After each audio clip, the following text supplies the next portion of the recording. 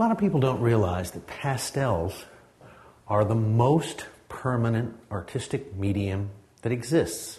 They're more permanent than oils or watercolors, and they've been around and being used as an artistic medium since the 1600s.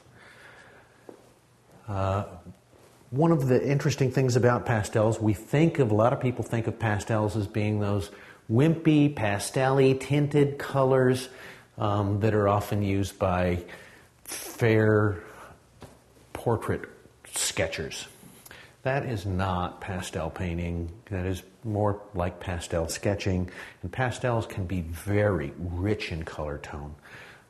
The person that's most associated with pastels was Edgar Degas from France. In the 1800s, he became a master of the technique, and some of his paintings in pastels, of course, sell for hundreds of thousands of dollars, and they're gorgeous. And unless the painting is identified as a pastel, most people wouldn't be able to recognize that it is pastel or different than an oil painting because the colors are so bright and so vibrant. Pastels are basically a dry medium. It's pure pigment in a binder that is non-greasy. It's not the same as oil pastels. Those are more like crayons.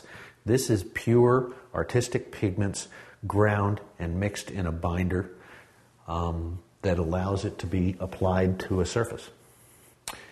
So let's get into what you need in order to approach a pastel painting, and then we'll get into the painting itself.